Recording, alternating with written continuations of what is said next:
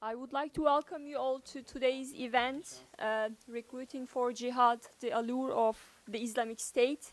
We have a wonderful panel today who will be addressing a very important question, a question that we all wonder, the think tankers, scholars, policymakers. So who are these people? Who joined the Islamic State?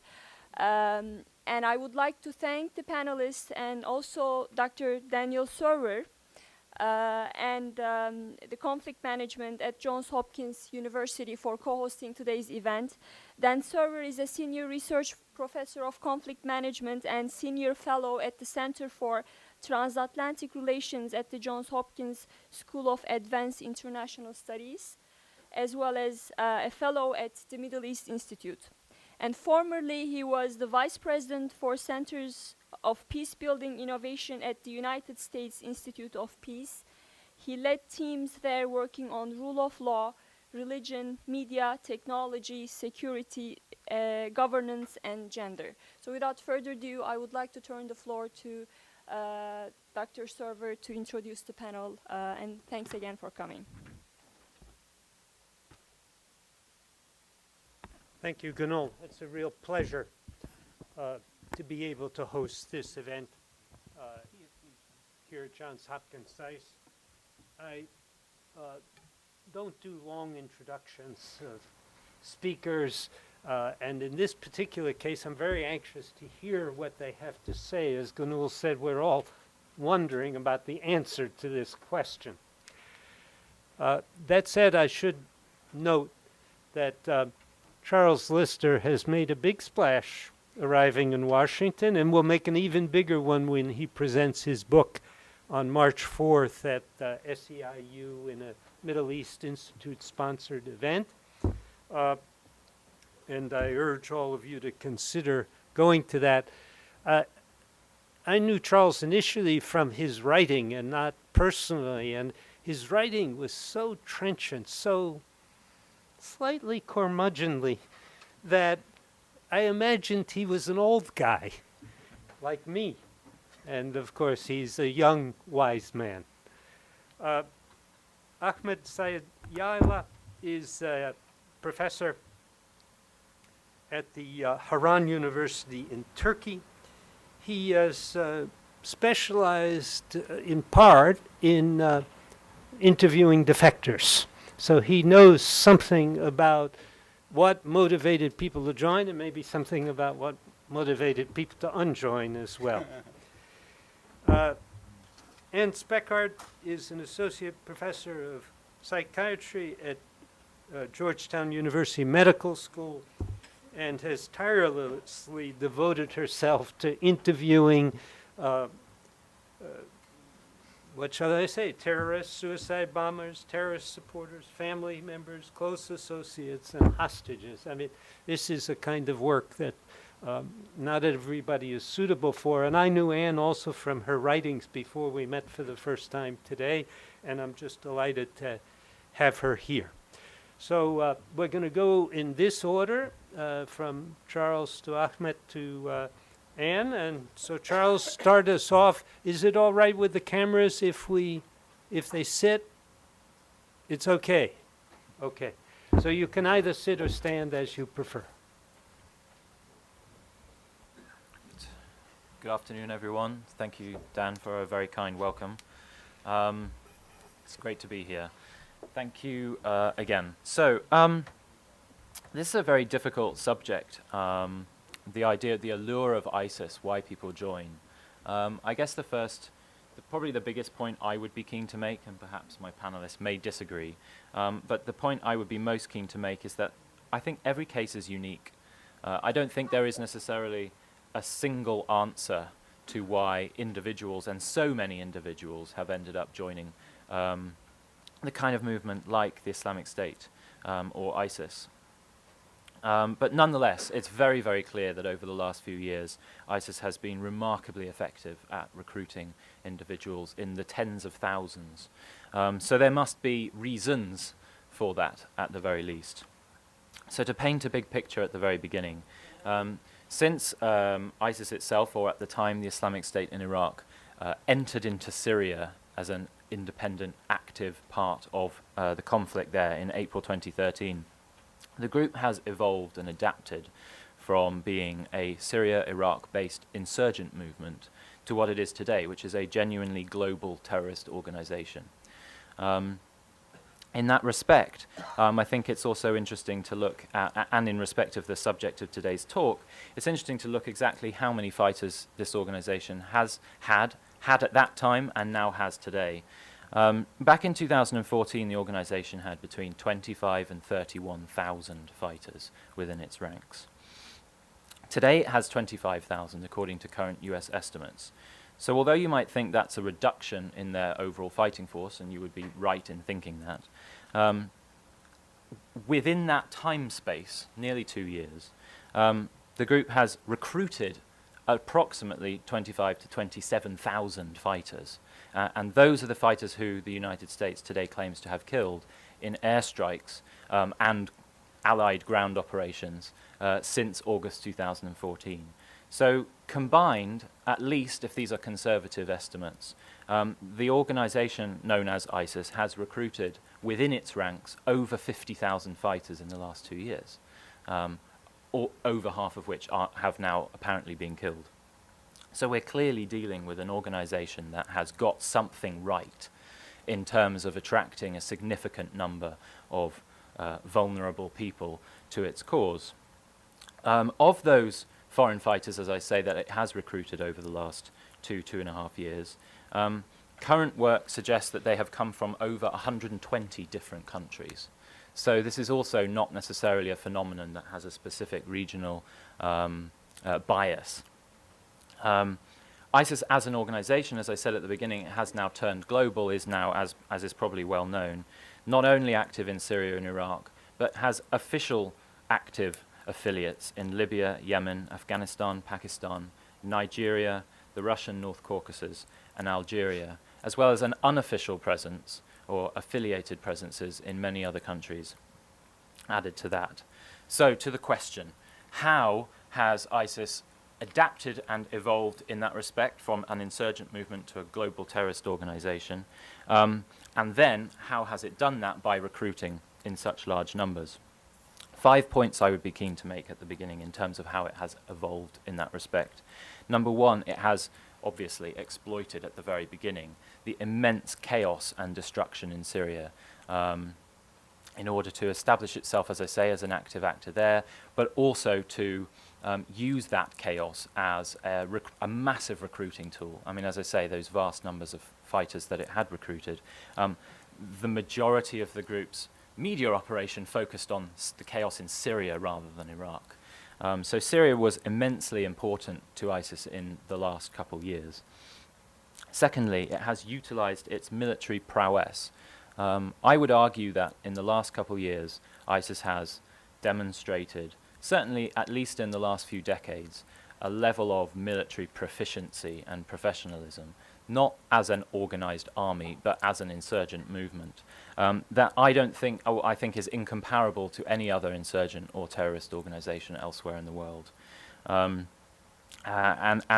by demonstrating that and by filming it and spreading it around the world on the scale that it has done, has clearly had an attractive impact on potential recruits. Number three, it has very successfully undermined its rivals elsewhere in the international jihadi community, and at the same time it's undermined its adversaries on the battlefield. So again, it has demonstrated that kind of superiority within potentially vulnerable recruiting communities around the world, which again has been something that has been particularly attractive. Number four, it has created a very clear and all-encompassing alternative way of living and purpose for life. This is something that Al-Qaeda, and I'll get into this when I get into the kind of core of my presentation, but this kind of all-encompassing alternative is something that Al-Qaeda, in comparison to ISIS, has always struggled with, because it's never really demonstrated a capacity to claim to have established a state. Al-Qaeda works in a very slow, protracted manner in getting to that endpoint, but it's never got that really credible thing to show to potential recruits. here is a state, here we control major cities, here we have a project to belong to. And that, again, has been of immense value to ISIS. And then finally, how has it transformed itself from an insurgent movement to a global terrorist organization? Well, the easy answer is the mass recruitment that I started off talking about. The main core of my presentation, I'll approach three primary questions. The first one, how is ISIS actually recruiting? The conventional wisdom today points to its media apparatus, and you'll read many, many articles out in our mainstream media today which talks about its slick media operation, its high production value, its HD videos.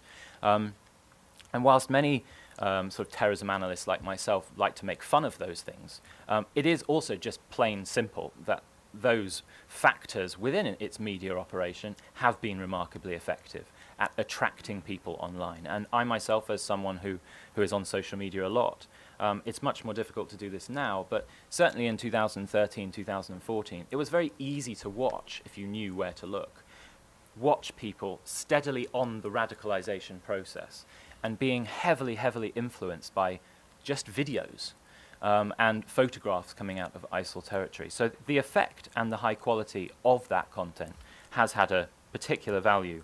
But my one qualification to that point is that it's had a particular value in the radicalization process, but not necessarily in the recruitment process. And those two things must be differentiated.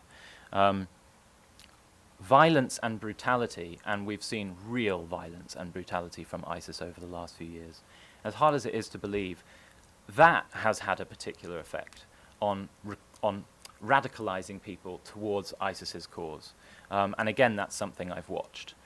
Young men in Europe, but also in the Middle East, who find videos of mass beheadings and mass executions a really exciting thing to watch. As bizarre as that might sound to us, it has had an effect. And as I say, I've actually watched it on many, many, many occasions myself. And some of those individuals then have gone on to join ISIL in Syria and Iraq. But taking away from the violence and taking away from the brutality, there are probably much more important aspects of ISIS's media operation that have played into its recruitment of foreign fighters. The most important of those two is its utopian vision of the world and what it means to belong to ISIS's state and its global project, and also by extension, the identity or the alternative identity that it is presenting to its potential recruits. Those two things, that kind of utopian and at the same time somewhat apocalyptic view of the world, and that very black and white identity. It's a very simple way of living. There's just good and there's bad. And by joining ISIS, you are on the good side and everything else is bad. And for many, many potentially vulnerable people looking for that kind of identity, it has clearly had an attractive impact. So in short, to sort of summarize the media angle, ISIS's media has created a very discernible virtual alternative through video, through internet, through social media, through photographs, a kind of virtual alternative identity for people that sets them on the stream of radicalization that could potentially one day lead to them actually being recruits, which is why I reiterate the difference between radicalization and recruitment. The recruitment itself actually tends to come through personal contact rather than necessarily electronic media.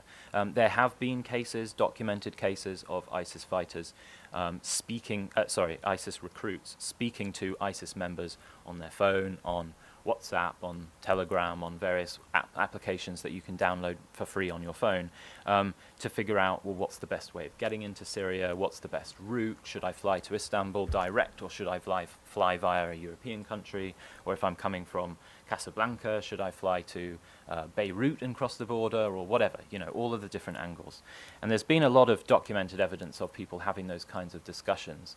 But certainly coming from a Middle Eastern angle, but also from a Western angle, the personal contact within friendship groups, pre-existing friendship groups at home, often even family circles, have had a quite profound impact in terms of ISIS's recruitment. And very often you find, especially in ISIS's foreign fighter networks inside their state, you find people operate and continue to operate within those pre-existing sort of social circles. And so that has a particular sort of domestic dimension to countering ISIS's recruitment, is it isn't all online. But of course it has it reflects particular difficulties, because this isn't the kind of way that Al-Qaeda had traditionally recruited, within mosques, within social centers, within bookstores or whatever, or within gyms. Recruiting in someone's bedroom or in someone's living room or in a private discussion circle is a very difficult challenge for domestic counterterrorism and surveillance capabilities. So you can argue whether or not ISIS has done that on purpose, but whether or not it has, it does raise very serious issues with regards to countering ISIS's recruitment. The second question, and I'll answer this one relatively shortly because I'm probably already out of time. Who is ISIS recruiting? So very quickly, there's no single profile, whether you're looking in the Middle East or necessarily in the West. Certainly within what I'm talking about today, which is the Middle Eastern recruitment angle, I have seen people being recruited from impoverished, uneducated, lost, disenfranchised backgrounds, but I've also seen multimillionaires going to join who had master's degrees, PhDs, they ran their own businesses. So there is no single profile. The idea that ISIS recruits from just impoverished, disenfranchised people is a myth, plain and simple. More broadly, who is ISIS recruiting? Well, they've got heavily recruited from within the region, from individuals from Saudi Arabia, from Tunisia, from Jordan and Morocco. Hence, again, there is no single profile. All four of those countries have very different backgrounds and contexts. Likewise, people recruit as individuals or they actually have traveled as families. Sometimes they've been recruited as lone recruits. Sometimes they've gone as friendship groups. So again, there's not necessarily any single profile. Early on in ISIS's sort of big rise from 2013, 2014 onwards, there were many cases of individuals seeking adventure and then very quickly seeking a way out. As far as I can see, that seems to have reduced largely because it's been quite well reported that individuals who join ISIS and then want to leave are threatened with death and execution for trying to do so. Finally, the third question, and I'll run through this as fast as possible countermeasures to ISIS's recruitment within the Middle East and North Africa region. The most important thing, and perhaps this might come as a surprise to some people, is actually fighting ISIS itself on the battlefield. Actually, in my view, is the biggest and most effective tool in taking away from its attraction to potential recruits. In that respect, despite the fact that it is a global organization, Syria and Iraq is still its core. We might be seeing some transfer to Libya right now, but the fight against ISIS and taking away from that attraction should at least still now focus on Syria and Iraq, using an expanded array of more representative local partners than we're seeing today. We should also target its leadership to encourage divisions and paranoia within the organization, and then again, that's played out in media for potential recruits to see. And we should, in order to target finance, by the way, which it has, again, another ripple effect. So, you know, the US-led coalition has been focusing a lot on targeting ISIS finance lately. There's been some renewed success in the last couple of months, and almost certainly ISIS salaries have been cut by 50%. Little aspects like that have a knock-on effect in some cases at least, in the organization's ability to recruit. Secondly, we should work more broadly to reduce civil conflict in the Middle Eastern and Islamic regions of the world. I can't emphasize enough how important instability is to an organization like ISIS. You take away from instability, you take away sectarianism, you take away sub-state social tensions, and you're literally pulling the rug from under ISIS's feet, and other jihadi organizations just the same. Thirdly, as I say, we should encourage on an international and a regional level more dialogue and mediation and engagement between states who are currently, at least as far as some people are concerned, fixed within a kind of detrimental sectarian dynamic, as hard as that might be. And four, more domestically within the region, and especially around countries like Syria and Iraq and Libya. We need to enhance border surveillance quite significantly and enhance the kind of control that is enforced around conflict zones. It's an extremely hard challenge. Turkey has undoubtedly improved what it had carried out along its borders, and there has been a fairly significant knock-on effect from that. But arguably more can be done on all borders to reduce foreign fighter flows themselves, and again make it more difficult and less attractive for potential recruits to make it there. And then finally, we need to encourage, and this might be slightly controversial, we need to encourage a safe space within the Middle Eastern region, but arguably also in the West. We need to encourage a safer space for a healthy, dynamic debate on sensitive issues. And by that, I'm kind of trying to imply that Islam as itself, or maybe even moderate forms of Islamism, could be a viable alternative to violent Islamism. That is a kind of thinking that has become quite established in the region, but certainly it has been a problem in the West. And even now, having come from the UK myself, there's an increasing amount of a worrying trend of cutting back on debate around sensitive issues. There are university groups now that are actually banning by vote debate on sensitive issues. They are now banning inviting potentially controversial guests. I would say encourage a healthy debate about some of these issues, and that way you can actually challenge some of those ideas that ISIS takes for granted. Thank you. Ahmet, has Charles got it right? What's the situation in Turkey? I guess I agree on most of the stuff he talked about. Thank you very much. Okay. How about now? Okay. Good afternoon, ladies and gentlemen. Thank you very much for coming. I was asked to talk about Turkey, so I'm going to try to limit myself within Turkey and ISIS. And I would like to keep it short so that I can take questions afterwards. In Turkey, we always thought that Salafism, the Salafist and Jihadi terrorism would not target Turkey, or Turkish people would not join in large numbers to those terrorist organizations. Even though we had many people who joined Afghanistan and Russian war in Afghanistan, we always thought that it was a limited number. When we look at the history, we have around 5,000 people who went to Afghanistan from Turkey, who were trained in those Afghan camps, who met with Al-Qaeda and Taliban leaders, who trained and fought with those people in Afghanistan. And many of them came back. We have around 200 Turkish citizens who lost their lives in Afghanistan in the fight. We have around 20 suicide bombers who killed themselves as Al-Qaeda suicide bombers in Turkey.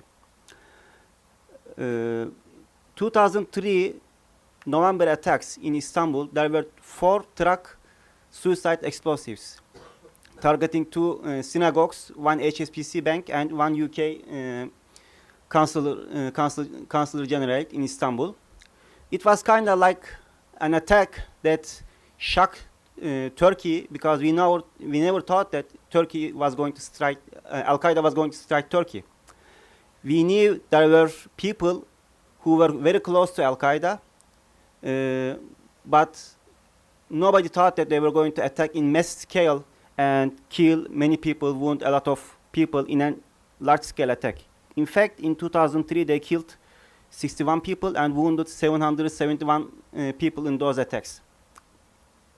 So when we look at those people who arranged 2003 attacks, we realize that there were around 200 hardcore Al-Qaeda terrorists who became really affiliated and indoctrinated in Afghanistan, Al-Qaeda training camps, who had never cut their ties with the base of Al-Qaeda, the leadership of Al-Qaeda, and who, when they came back to Turkey, they established cells around the country. And those people started to recruit and find new people.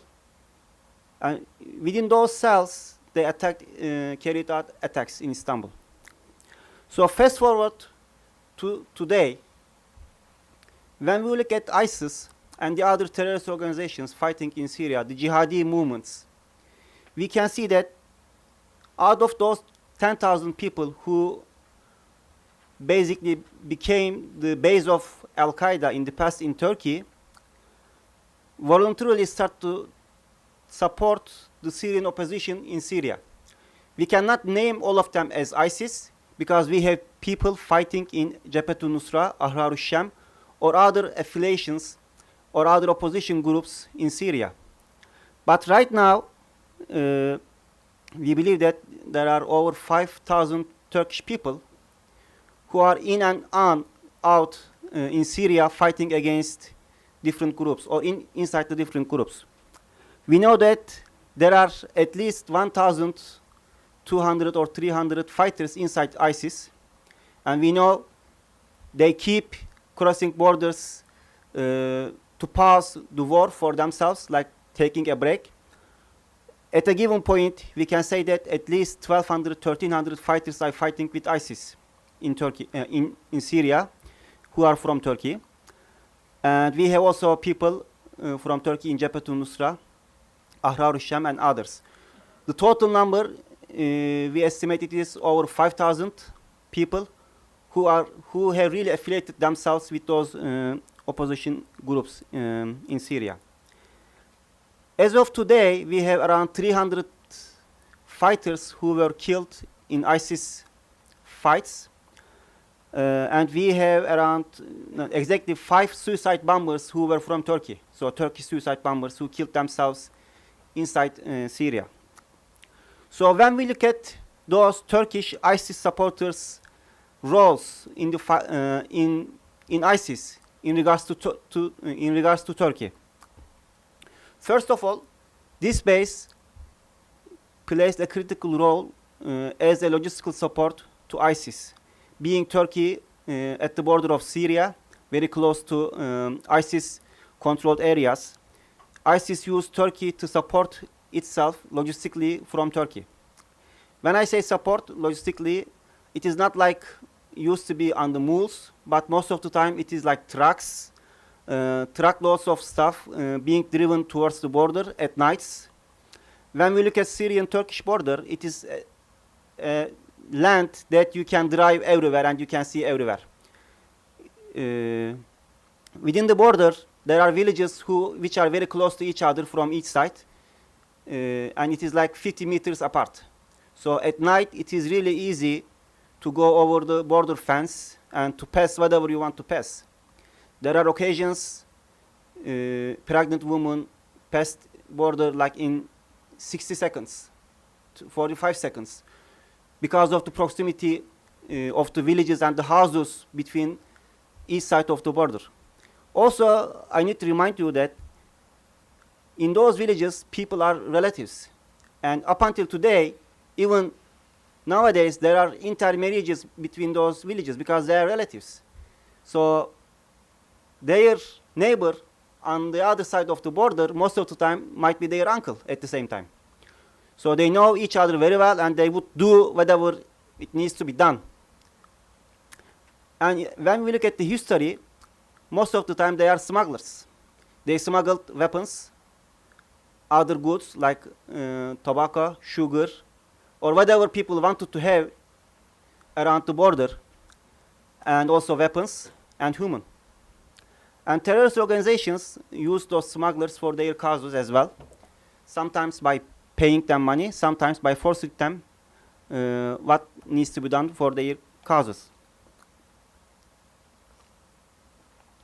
So ISIS found this situation ripe and ready for itself and supported itself logistically towards the end of 2015 without any problem. Recruitment. ISIS recruited many people inside Turkey through its cells it has established. Also, they played a critical role for the Western fighters who arrived in Turkey and who needed to be transferred to Syria through Turkey, most of the time through Şanlıurfa, Gaziantep, Kilis, Hatay region, southern part of Turkey. So those were the people who helped the foreigners to be transferred from Turkey to Syria. Most of the time, the Westerners arrived in Istanbul airport. At the beginning, they used to fly to Antep and Şanlıurfa from Istanbul, but the Western countries realized that, so they started to take bus to different parts of the country, and they met with their counterpartners and the fixers or handlers of ISIS in different parts of the country, and they were driven to the border by those people. So the recruitment played on two sides. In Turkey, they recruited people. For the Westerners, they facilitated as middlemen and handlers to pass them to Syria. And of course, Turkish ISIS members were very active on Twitter and Facebook to make the propaganda of ISIS and their activities and the ongoing war. There are Turkish Twitter and Facebook sites who constantly flow updates from Syria and from the war, where they constantly show the pictures of Turkish ISIS fighters, and this is true for Jabhat al-Nusra as well. Like there are Turkish brigades, groups of Turkish fighters who are fighting within ISIS and Jabhat al-Nusra. And indoctrination efforts. Those people recorded videos, they translated ISIS SAIS videos to Turkish, they subtitled them so that they could spread those videos within the Turkish community for their recruitment. And two more important things. They provided passports to the foreign fighters who were going back to Europe. So there is a cell, or there are a few cells who are producing counterfeit passports and IDs for the returning Western fighters and Syrian fighters who wants to go back to or go to Europe. The other important thing, Turkish ISIS members played a huge role in transferring the finances of ISIS. They have in Istanbul different bases where they transfer ISIS money within the system they created, which is called Havale system. Based on trust, they can move large sums of money very fast internationally. Like in one day, they could move $50,000 in an hour to Europe from Syria. So this system works really well. They usually charge around 5%, and it is completely based on trust. There is no record of it. You can move money as fast as you wish. So who is organizing all those activities in Turkey? There is this guy called Halis Bayıncık in Istanbul. He is based in Istanbul. He was arrested in 2013, was released early 2014, and arrested again, I guess, 2 months ago. And now he's still in prison. But at the very hot stage of ISIS movements, he was out there in Istanbul recruiting without any problems and managing the activities of ISIS. Now, I would like to look at the profiles of people who joined ISIS from Turkey. We have similarities with the Europeans and with the Syrian and Iraq local people who joined ISIS, but I guess Turkey is a little bit unique by itself. First of all, we have, through the initial base of Al-Qaeda from 2000s, and then through the base of ISIS, who are around 5,000 people who are supporting ISIS ideologically. We have different cells all around the country who are trying to recruit and indoctrinate people to send them to fight in Syria, especially in Istanbul, Kocaeli, Konya, Gaziantep regions, Adıyaman. We have a lot of people who are trying to reach out to the youth and to the businessmen, in fact, to indoctrinate them to support ISIS first, and then to send them to fight against ISIS. When we look at those people, we see two different profiles. The first are the close circles and friends and relatives of the old Al-Qaeda and ISIS fighters. So basically, they are reaching out to their close circles and then persuading them to join ISIS. The second are the people who could they reach anyone to talk about the ideology and radicalization, Salafism, Wahhabism, and kind of anyone who could convince to join and believe in Salafist ideas, jihadi ideas.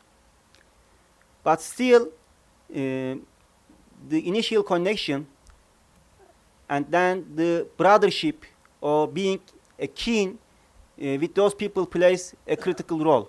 So even if the youth in Turkey who has radical ideas, jihadi ideas, do not become affiliated with ISIS all of a sudden.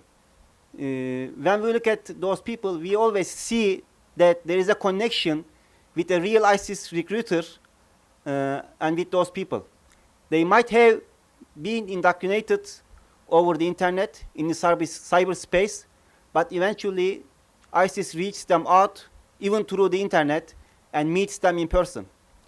Even coming from Europe as a Western fighter or from Turkey, no one is accepted by ISIS without a contact point directly inside the terrorist organization. You can go to Syria and want to say ISIS that I am coming from, for example, the UK to become a member of ISIS, and ISIS would not take you in immediately. They would first ask connections because they would not trust you. It is the same case for Turkey as well. So when we look at those indoctrinated people who are the real believers of the ideology, we can say that they are the most keen fighters of ISIS. They are there to fight on their ideology, based on their ideology, because they believe in the cause and they believe what ISIS is doing right. The second type of people that we see who are joining ISIS from Turkey are the street criminals, the thugs, thieves, people, the youth who do drugs on the street. And those people are mainly from Istanbul and Ankara. Of course, there are other parts of the country, but when we look at them, we can see them uneducated youth who usually does drugs on the street, and most of the time who doesn't have enough money. And in different parts of the country, they are reached by ISIS recruiters because they realized that they could convince them very easily by small amounts of money and by small talks. So we have a lot of street criminals who joined ISIS so that they could get salaries from ISIS, which is $200 per month, so that they could get married in Syria when they are fighting. When they go there, ISIS provides them not only the salary and the woman they to marry get married, but also a house, sometimes a car. So basically, living on the streets in Turkey is much worse than being in Syria, having a nice life and getting married. This is the case. There are many youth in Syria fighting from Turkey which believed in those things and went to Syria to fight. Now, the third profile is the adventurous youth. These are the young people who used to play video games, who really likes the adventure out there, but they like that adventure too much that playing a video game does not cut them anymore. So they really want the real thing. Fighting in a game isn't enough for them anymore. So we have a considerable amount of youth or people, even like 40-year-old people, who went to Syria to wage a real fight.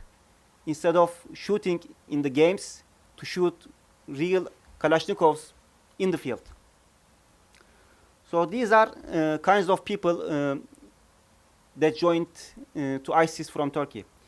During our study with Anne, we interviewed a lot of ISIS defectors. And when we look at their profiles and compare it with Turkish profiles, we have seen some differences. Being locals under the control of ISIS territory, when we look at the Syrian profiles, the locals profiles, they call them Al Ansar, just like the friends of Prophet Muhammad in Medina. So far, we have 25 in our statistics. 2 of them were women, and they became ISIS members because their husbands became ISIS members. But out of those 25, 13 of them became ISIS members because the circumstances forced them to become.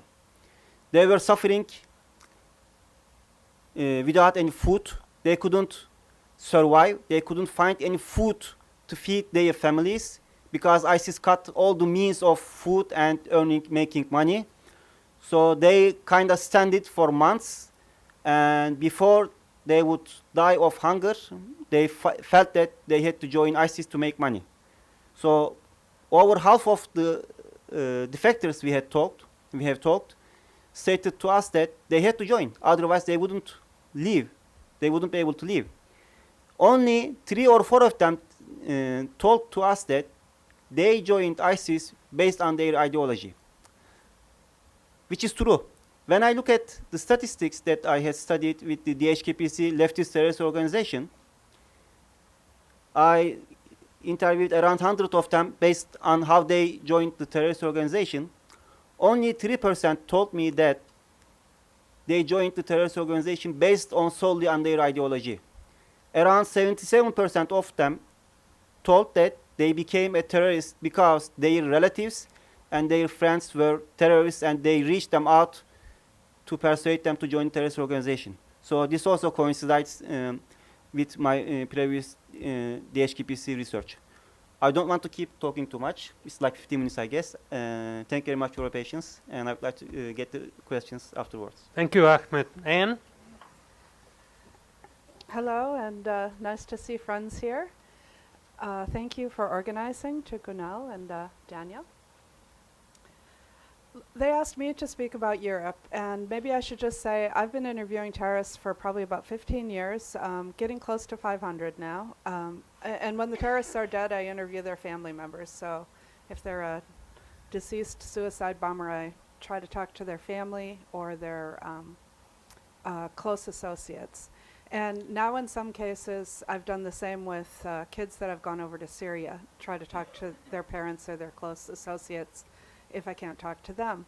But as Ahmet said briefly, he and I have been working together, and we've interviewed now 25 Syrians that came over to Turkey that are all defectors from ISIS. And it's been really, really fascinating to get what we're calling inside stories of the caliphate. Alongside of that, I've gone back to Europe. I lived there for 13 years, and 7 of those years in Belgium. So it seemed natural to go, when I'm scratching around trying to find where else can I talk to ISIS defectors, to go back to Belgium. And I have to tell you, around the time of 2005 to 2008, when I started looking in my backyard, I realized, why am I going to West Bank and Gaza talking to terrorists? They're right in my backyard. I lived in Woluwe-Saint-Pierre in Brussels. If you know Brussels, it's a beautiful neighborhood. But Molenbeek wasn't far away. Antwerp wasn't far away. There were plenty of places. In 2005, Paris was on fire. There were plenty of places to go right in Europe, and I did so. And what I found was that to get to an extremist, I usually had to interview about 100 people. And I would talk to them about what's it like being second-generation Moroccan Muslim living in Belgium. How's your life? How's it going? And of course, since I was living there, I was witnessing things. So I went to the nightclubs, and I would see that there would be, they call themselves Moroccans, even though they're Belgian passport carrying, so I'm going to use their terms for themselves. There would be a Moroccan bouncer, but he would say things like, "Go home, Moroccan," to the kids that came to the nightclub. And this would be systematic. And then in my interviews with non-extremists, but trying to get to the extremists, I would hear things like, well, it's easy to get a college education here, it's highly subsidized, but I'm told things like, Jamal, I just could never have you in the front office. I know you have a college degree, but I could hire you to clean the bathrooms. Or, Fatima, I'm sorry, you'd have to take off that headscarf. That just would never fly here. And so lots of prejudice. And once I had the good fortune to attend a meeting in Belgium where the head of anti-discrimination was, and I had also asked my students, to conduct experiments where they sent in 2 resumes. So they sent in resumes as their European white self. So Olga from Norway sent in a resume saying she spoke Norwegian and perhaps French. And then she created the exact same resume as a Moroccan Belgian, so she spoke Arabic and French, and gave the same address, same everything. And they'd have to call if they were the Moroccan, and they'd be told the job was filled. And oftentimes the same day they'd be asked to come in for an interview as their white self. So I asked the head of discrimination, how is it that I can sit outside nightclubs and see this systematically happening? And he told me, well, you know, the Moroccans cause all the problems in the nightclubs. And I thought, oh, Lord. So anyway, what have I learned interviewing almost 500 terrorists? And also, I should say, DOD got a hold of me at some point and asked me, would I help put together what was to be a de-radicalization program in Iraq for 20,000 detainees. And UK Prevent program asked me to help them come up with their ideas for Prevent at the time that was being put together. And what I would say is basically I learned there's almost always a group. You know, in the case of Ted Kaczynski, Richard Dorner, there's no group.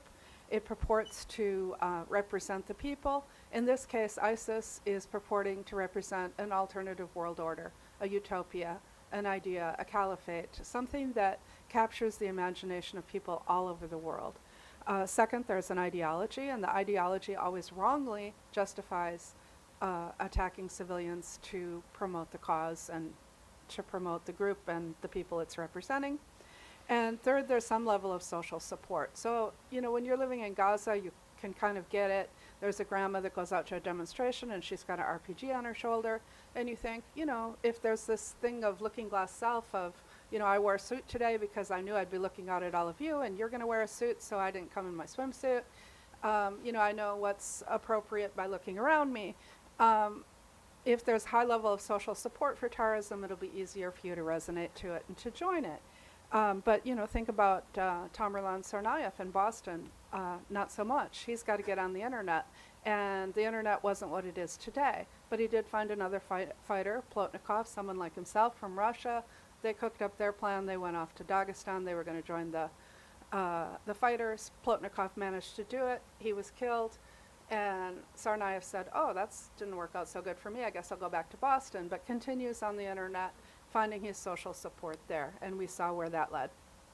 So then the fourth thing is the individual vulnerabilities. So there's the group, the ideology, the social support, and then the individual vulnerabilities. I started out in conflict zones, Chechnya, Palestine, and it was very understandable. When somebody kills your sister, rapes your sister, takes your house, takes your land, occupies your territory, takes your freedoms away, you may very easily resonate and be attracted to and actually seek out a group that will equip you for revenge. So it's trauma and revenge driven.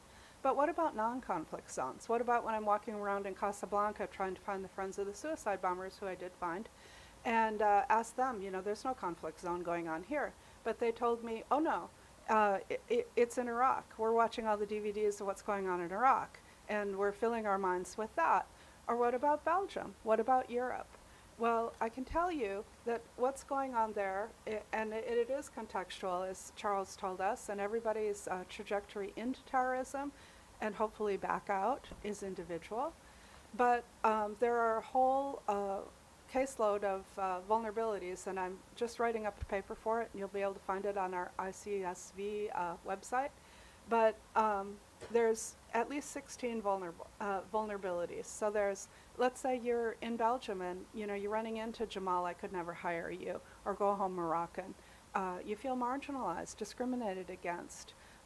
If you're in Molenbeek, it's 30% unemployment. It's not a joke.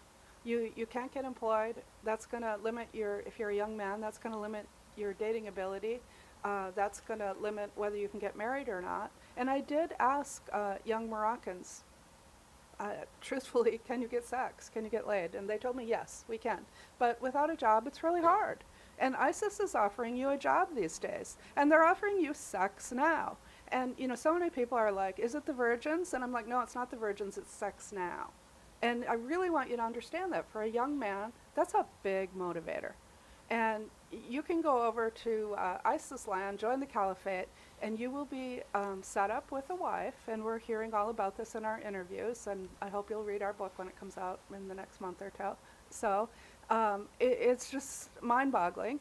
And they're also, if they're foreign fighters, given a sex slave. So, you know, the sexual rewards are great. They're also given a house. And, you know, think if you're a young woman thinking, you know, I'm going to end up in Molenbeek my whole life. And, you know, things just don't look so rosy for me. And here's this, I think they're calling them jihadis now, you know, seducing her over the internet saying, come. And it is true, these things do happen in friendship networks. And, you know, if your friends have already gone and they're saying, come.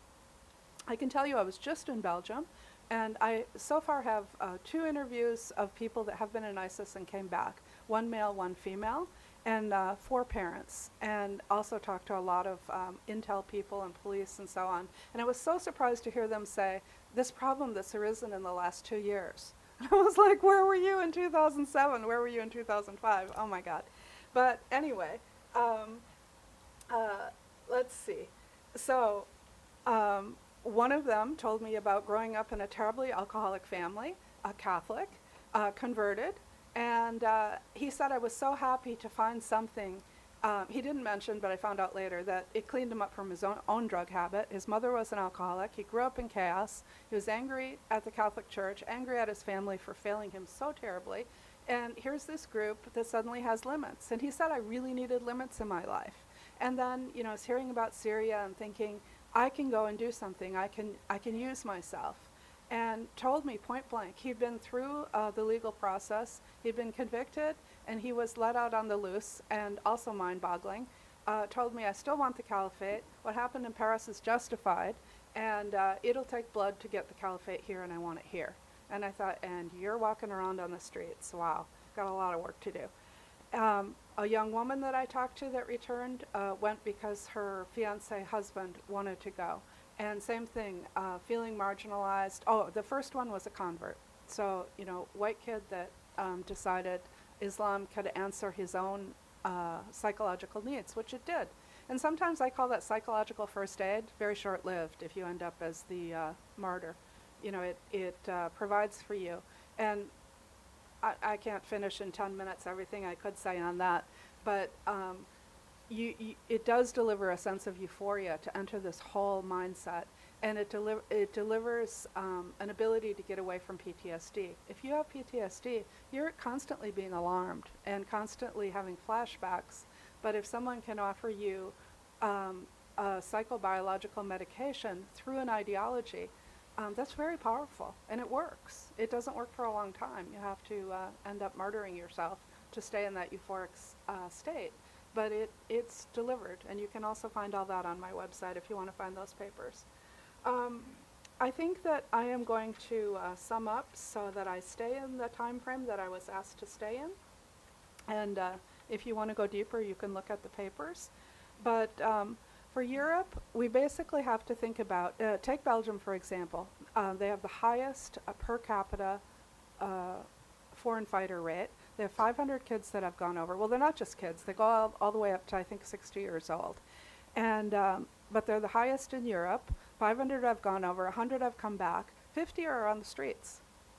I was told of one case from a parent that her son wants to come back, and he's a leader in ISIS. And she was telling me what he was figuring out it would cost to smuggle himself back in, and that he would go to prison. He would turn himself in Turkey, and then he would end in prison in Belgium. But, you know, is he going to be like this other kid that he's gets a stay on his sentence and he's out on the streets? And I can tell you from our ISIS defector interviews, everyone that goes through Sharia training and military training, at the end of it, they are given a prisoner and they are asked to behead this prisoner. And it's usually filmed. So unless you're an amazing exception, you've got blood on your hands. So you're coming back with blood on your hands. What should these countries do with them? My personal opinion is they've got to go through a legal process. It's got to be adjudicated fairly, but you'd be really, really smart to try to put them in an intensive rehabilitation program and get them back out into the schools speaking. But you know, that's a difficult thing to do when you're dealing with someone that's facing, if I rehabilitate, I'll get out of prison. If I don't rehabilitate, I'll rot here.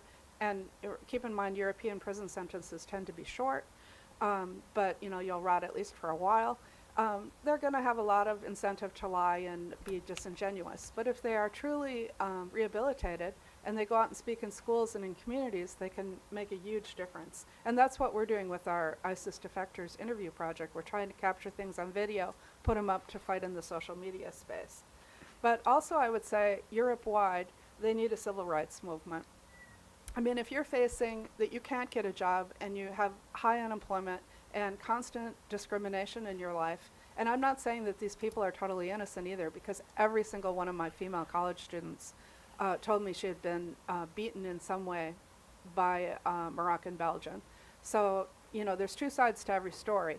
But unless there's some kind of civil rights movement and integration, and I think, you know, legally forced on the people, it's going to continue that people are going to look for an alternative reality. And as long as the caliphate's running, that's going to be real attractive.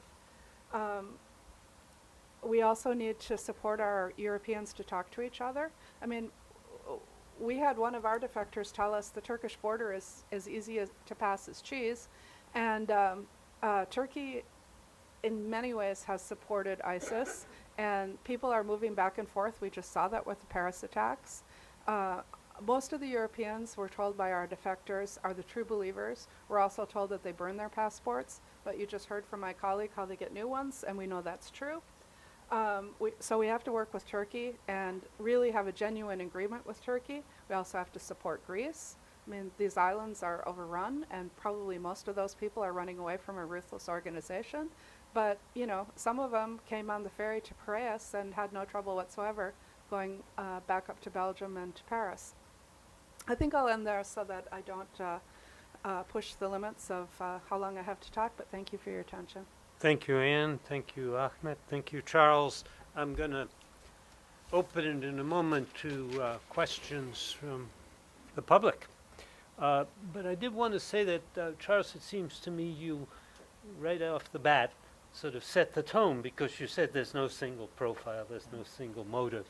And I've heard a truly fantastic array of reasons why this is happening, from salaries and jobs to identity to ideology to social connections, prejudice, marginalization, sex, instability, easy passage across borders. A lot of contributing factors here. It turns out that this, rather than being a simple phenomenon that you can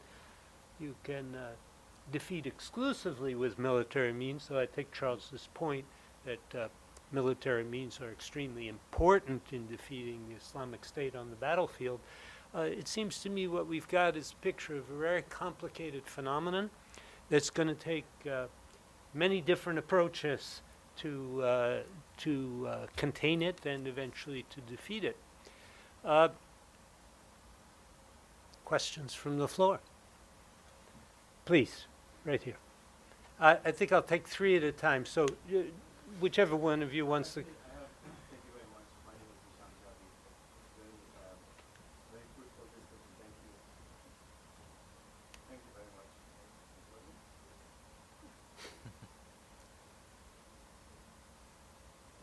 I have a quick comment and two questions. The first one is, I work with young people in the Middle East, and you have focus group from Yemen to West Bank to Saudi Arabia, and you see last couple of years that young people are divided between those who are saying, wait a minute, dictatorship is okay. It was not as bad as we thought. And that's, I hear that a lot, for example, in Egypt. Versus, of course, ISIS or ISIL or Al-Qaeda. You have another group saying, wait a minute, we're supporting ISIS and Al-Qaeda because of the 50 years of terrible authoritarian regimes, and that's natural what's going on. And the West, we know where the position of the West. So I think young people are kind of like, and you don't see any in-between, midway emerging. It's like, what is the narrative of the future governing structure in that part of the world? How can you rebuild trust between young people and politicians? That's the comment. The quick question, I promise quick, is related to dialogue and discussion in local media outlets. You know, I was disturbed when I was in the Middle East recently to see a PhD professor in one of the media outlets answering a question about the brutality of ISIS. And his response is, oh, you don't see the brutality of the West? And you have young people in Yemen watching a PhD guy, and you know how much we respect and admire education in that part of the world. That is a role model we are setting for these young people. It's dangerous, and we need to really work with local religious people to set the tone and counter and construct a message to counter that kind of. So I would like to hear your point. And the last question, quickly, I promise, is the impact of Arab-Israeli conflict, the elephant in the room that Al-Qaeda and other terrorist groups, including Hamas, using to flame the feeling of young people and recruit them. Let me take this gentleman in the row ahead. Thank you. Is on? I'm in Washington running a non-profit organization working in. Your name is? Hakim Said.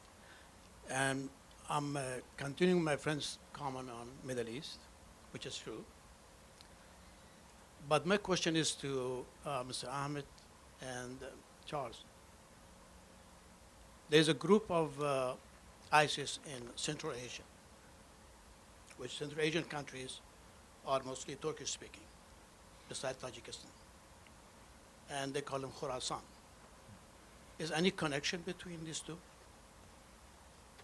And Mr. Lister, the continuation of ISIS is not just in Iraq and Syria. Unfortunately, if you didn't bring it up in Indonesia, India, and coming up to the rest of the world. So how you prevent it? So let me let Charles begin, and then Ahmed and Anne. Okay, first of all, thank you very much for all the questions. First one, sorry, I just have to remind myself of all of the different dictatorship versus ISIS. So it's a really, really difficult one. I mean, having just been living in the region for the last 3 years before just moving here, I very much agree with you. And watching the kind of dialogue and watching the news and hearing how people talk, it is a very sort of, black and white discussion nowadays. And this reflects also to your second question, the sort of brutality of ISIS versus the West. I guess the divisions, the chaos, the destruction, the feelings of in different places, distrust or betrayal or everything with regards to the international community or the West, all of that has played into this kind of new dialogue, which is good versus bad, but it's somewhat I forget the word. It's sort of morphed in the wrong direction. So good isn't necessarily the best good. As far as we might be concerned, looking outside of it, and the bad is not necessarily seen as bad as it should be, or better than it is bad, if that makes any sense. It did in my head. It's difficult. I mean, at the moment, for many in the Middle East, the options are dictatorship or ISIL. Or for many people who look at it through that black and white lens, there is no middle ground, and I agree with that. I agree that is how people see it. There's no quick solution. I think it is going to take time. The West has a lot to answer for allowing dictatorships for a very long time to have become ingrained in people's living, in people's way of life. A lot of my work over the last few years has been working with Syrians, hundreds and hundreds and hundreds of Syrians. And the one thing that everyone on all sides of the conflict have said to me is, we have lived under dictatorship for 60 years, and we know no different. We don't know what it's like to be involved in politics. We don't know what it's like to have a free society. And for most countries in the region, that's the same situation. But when they see the threat of ISIL, they think, well, maybe dictatorships are better than the alternative. And unfortunately, we are in that horrific situation right now where people see only those two options. It's going to take time investing into civil society, encouraging dialogue, the kind of things I was talking about earlier, encouraging dialogue between, say, Iran and Saudi Arabia over the long term, so that media in the region stops talking about this actually being a fight between Sunni and Shia. And living in the Gulf, you hear that all the time. We have to do something in the long term to reduce that intensity. But as I say, you know, it is important to acknowledge that the West has big failings here too. And when young people say that ISIS beheading 10 people is no more or less brutal than the West's bombing in Baghdad or wherever in 2003, in some ways, although the argument is, as I say, somewhat morphed in the wrong direction, they could have an argument. And the horrible thing is that ISIL justified the burning of the Jordanian pilot using exactly that logic. They said Jordanian jet fighters had burned people to death in airstrikes, so therefore we are justified in burning a Jordanian man to death. So there is a difficulty, and I take Dan's point that military means are not, and certainly not, the only solution, but the fact that the West is seen as having used overwhelming military means in the region has helped encourage that kind of morphed understanding. Arab-Israeli conflict, very quickly, I'm not sure how much that necessarily plays into things these days. Al-Qaeda still likes to talk about Israel and the liberation of Jerusalem. ISIL certainly talks about it, but I don't think it's a big driving force, although I'm sure some people might disagree with me. I kind of missed the first question about Khorasan. I didn't quite understand it, but... Khorasan is a province in yeah. Iran, Mm-hmm. which is the original name of Afghanistan. Yes, yeah. So this name go to the Central Asian country, Mhm. including. So Khorasan is in a group of active ISIS in Afghanistan. It's stronger than Taliban, and moving forward to Kashmir and Pakistan and India. And I'm from Balochistan, next to Khorasan, and we know we have groups of ISIS over too. So, but I'm pointed to my friend. Iran is part of the coalition of ISIS because the right of Sunnis in Iran. So that's come from that. Okay. So I think the question is about this expansion. Just the expansion. Into Yeah. Central Asia. How you prevent it? How do you prevent the expansion? Well, I guess I was trying to sort of point to it. The first point in my conclusion in terms of countermeasures was pulling the rug from under ISIL means showing that it's not an effective organization, that its self-presentation of having a state is false and it can be defeated. So that is where I think the military contribution to that effort, I think, is really, really important. And yes, we have to accept that ISIL has expanded into places like Afghanistan, Pakistan, and many other countries around the world. But they still, and the support base around the world still looks at Syria and Iraq. They still look at Mosul and Raqqa as the center of their cause. And if we can show that that can be defeated, I think that would have a very, very powerful impact on morale, which, as we know, with previous past terrorist and insurgent organizations, can be quite catastrophically damaging. So that's one. I could say many others, but I'll give other Ahmet. people a word. To your question first, I think ISIS sees Khorasan as the second base after Libya.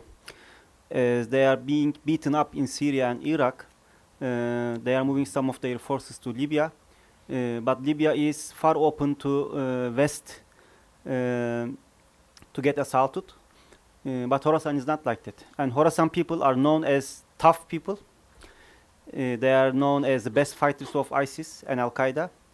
And yes, Turkish ISIS has connections with Khorasan or other Turkish groups in ISIS.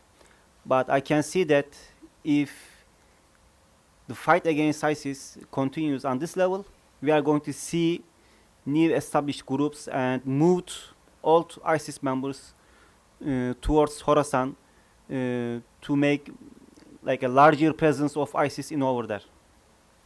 When it comes to Israel with ISIS thinks that they need to fight with the hypocrites first and the infidels at the last. So fighting with Israel is kept at the last point, and they believe in the fact that they are going to fight against Israel in Dabik, in the city of Dabik, at their final war, when they are going to establish the real caliphate all over the world. At least this is how they tell to their people during their Sharia trainings. So they don't have anything to do with Israel right now. Anne? I'll try to be brief since I'm at the end of the line. Sorry. For the question about dictatorship versus supporting ISIS, I think you have to break it down into what do you really dream of, what do you hope for in your life, and how will either one of these deliver that to you, and is there another way of getting there? And help people become dreamers and creative and see that nonviolent movements, for instance, have done amazing things, and use those as examples. I would really love State Department to get behind that, teaching nonviolent movements in all these different parts of the world. And I think they do to a certain extent, but I'd like to see it more in Europe too. I always heard this, what about the brutality of the US? I mean, you came to interview us as terrorists, but what about your own country as a terrorist? And it's a hard thing to answer when they're talking about, the drone kill with the baby burning up. And my answer always was, who did they intentionally target?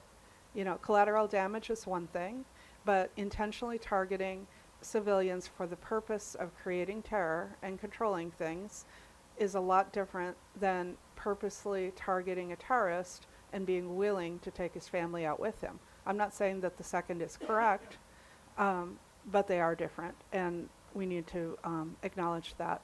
In my opinion, ISIS is much less interested in promoting the Palestinian-Israeli conflict and much more interested in promoting the caliphate.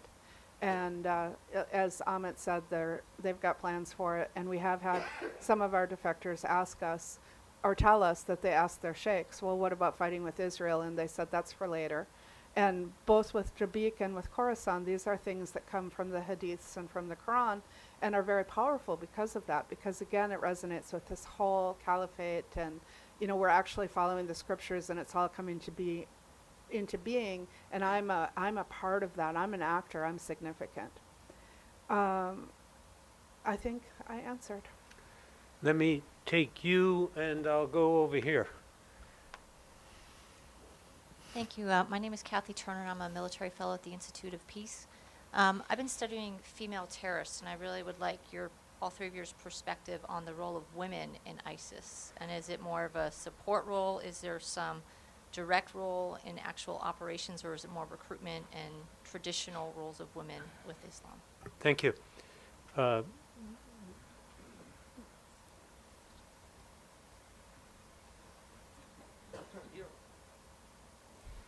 Thank you. Mohammed Al-Shwaiter. I'm alumnus from Washington College of Law from Yemen. My comment is that jihad is not only a term used by ISIS. Even the oppositions who's fighting ISIS, or even the nationalists using the same terms as a resistance term to fighting any dictatorship, to give encourage for their followers. So the point here is the international community, they are want to get out of Bashar, and they don't want ISIS for sure. They want to defeat ISIS, but at the same time, they are hesitating, supporting the Syrian oppositions fighting ISIS as well. So it's kind of impasse in this problem. This is an open question. The second question is for Professor Speckhard. Sorry if I didn't pronounce it correctly. Do you think a clear legal process for those who want to come back, or gonna leave ISIS, will be helping for them to make their decision? Thank you. Anne? Oh, okay. We'll start at this end. Definitely. I mean, for me, my heart went out to the parents that I talked to. 3 of them, their kids are already dead. 1 was still alive. And I thought, obviously the intelligence is listening to all the phone calls, and their kids do stay in contact with them. And the one woman that I talked to, her dad got her out. Her husband got killed. She was pregnant. and he managed to get her out, and it's a movie. You could write a movie script from that story. It's just unreal. And her dad's a hero, and bravo to him. But she was stupid, and I think she now regrets her stupidity. But she was in love, and her husband said, "We can divorce, or you can come with me, see how you like it." And he went through all the Sharia and the military. But so Intel's listening on the phone, but nobody comes and sits with those parents and said, the next time your kid talks, this is the things he said. Let's do this, let's do that. I mean, a psychologist could really help them. And I did with the one that's still alive. I took her hands and said, every time you talk to your kid, don't give up on him. Tell him a command, come home. And then she admitted, well, actually, he wants to come home. And she's talking on a burner phone some of the time and trying to get him home, but she doesn't have any idea. She's talked to the police, and they said, the only person that we are ever going to extricate out of Syria is the king. And, so they feel helpless. They feel alone. And that's not a good place, unless these are just throwaway kids and you don't want them to come home. And, maybe that's the best place to be from the point of view of the government. I don't know. As far as jihad for... but should there be a clear legal process? Yes, of course. And there needs to be that you know what you're facing so that you can make the decision. Do you want to come home? How do you do it? How do you get yourself across the border? I mean, that's something that we could be putting out, just like they put out jihadi cookbooks. Here's how you get home. Here's how you find a smuggler. Here's how you check out your smuggler to get home. And here's what you do as soon as you get to Turkey. Here's who you turn yourself into. Here's what you're going to face. And make it really clear and not lies. Because, you're going to face a week in jail in Turkey, and they're going to interrogate you, and your country's going to come and interrogate you. And I did hear a case where somebody said they wanted to come home to Belgium, and it turned out when they interrogated him and looked at his phone and everything, they found out he was plotting something. He was coming home saying, I want to turn myself in, and no such thing. So, there's lots of intrigues with all of this. And, they went after him for that because they could prove it. As far as jihad, the Chechens, when they were fighting in a nationalist cause, resonated to jihad because they felt that was maybe the only way to go when they didn't feel the West was with them, standing up to Russia. And then, it just builds and builds and builds, and we see where that's gone. What about the role of women inside the Islamic State? Sorry, missed that one. Sorry, Kathy. The role of women. What we hear is that the Europeans almost automatically go into the Hizbah, although the one I interviewed did not. But they get training, and it's very minimal training. They're trained in a burqa. I heard in Belgium that the Sharia training they get is not that great, but from all of our male interviewees, and it's 23 now, all tell us the Sharia training is amazing, and that within days they were all ready to volunteer themselves for suicide, and that these people have been very carefully selected to shine with the religion and to teach them their religion. The female European Hizbah doesn't answer to anybody, and they flog people, and if you have a sadistic streak, if you're angry about something that happened in your life, well, that's a great place to go because you'll be able to act it out. The local Hizbah answers to them, the females, and they're oftentimes married to a fighter. And we also hear that the downside of being an ISIS bride is when your guy gets killed, you're pretty much forced to remarry. And I heard some stories in Belgium about women that didn't want to get married maybe the third or fourth time, and then ended up having to sell themselves to a smuggler to get out. So, it depends what you define as rape, but a coerced marriage is probably raped. They're not gang raped though. And then, well, I think that probably, do they do support or are they operational? They're operational as far as supporting the state as police. But, and we were told that the European Hizbah can go as fighters, and we were also told that some women, not Europeans, but Arabs, were being trained as suicide bombers. So they can have that role as well. Ahmed?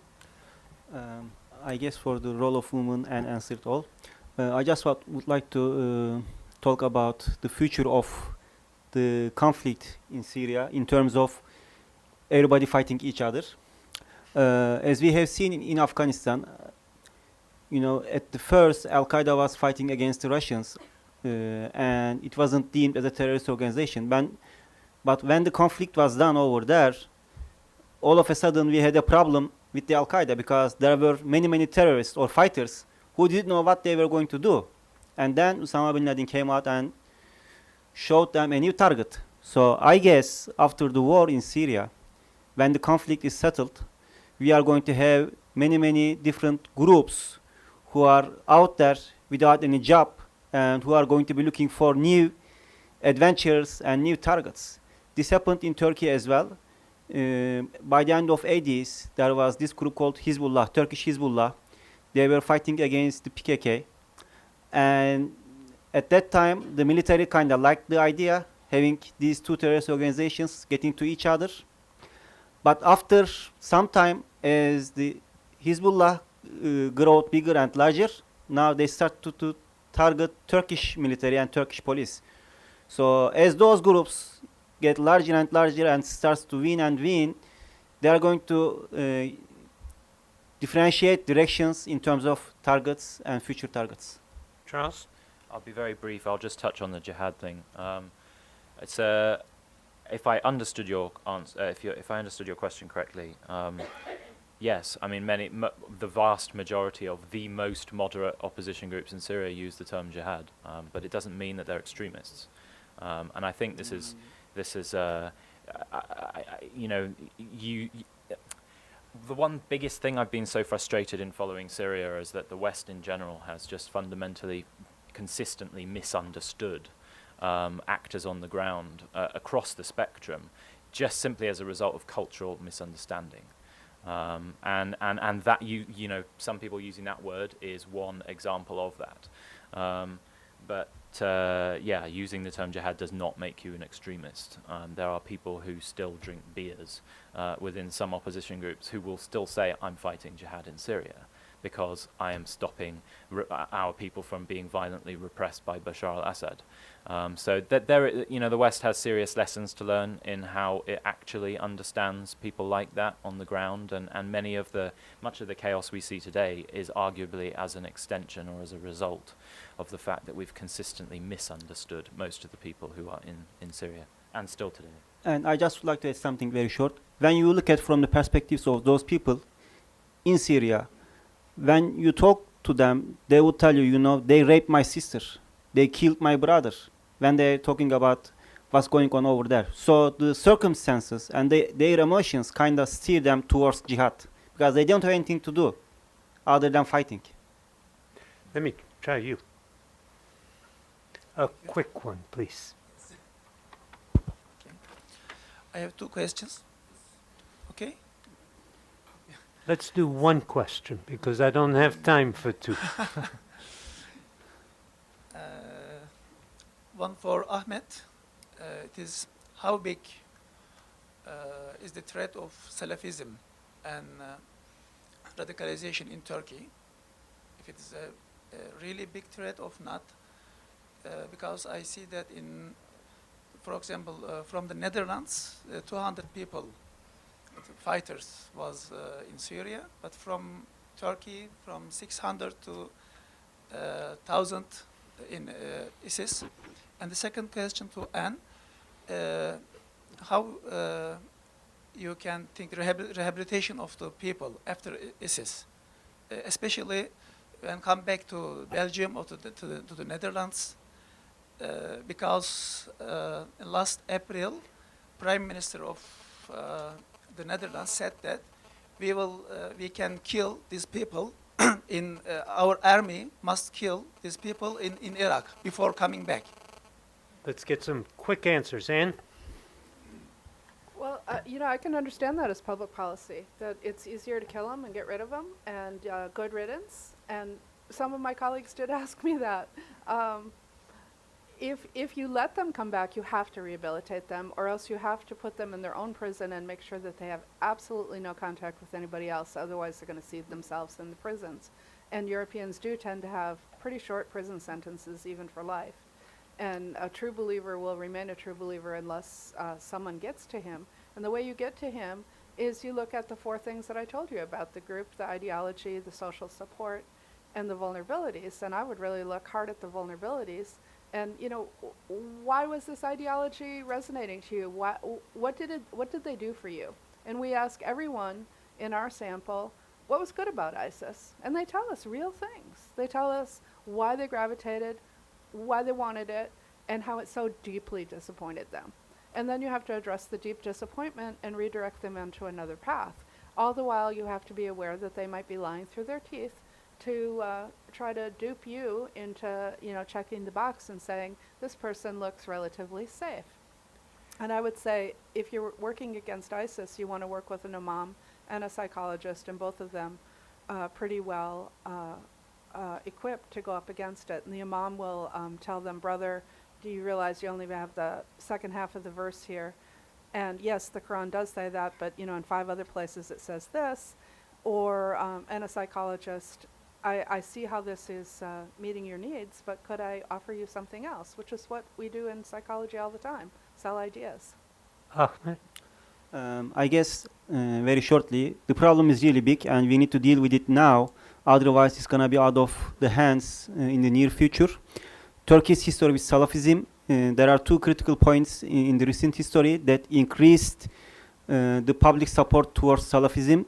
The first was in 2010, the Gaza flotilla incident, where the Mavi Marmara ship went to Gaza and where it was assaulted by the Israeli soldiers.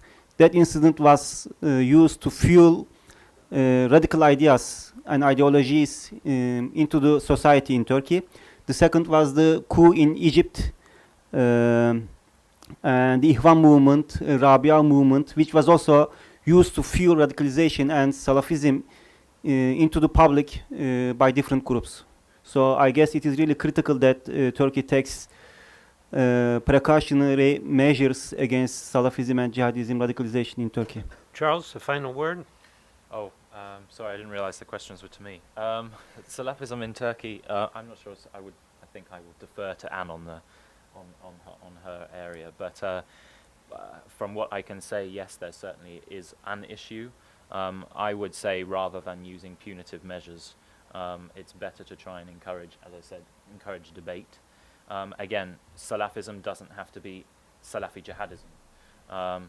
So if you start arresting Salafis out of fear that they will become Salafi jihadis, you will make them Salafi jihadis. So there needs to be a more socially durable and sustainable solution to this than a law enforcement approach, because time and time again we've been shown that doesn't work. And I take it that applies more broadly than to Turkey. Yeah, of course. Yeah, very much so. Yeah. I want to thank the panel. Please join me.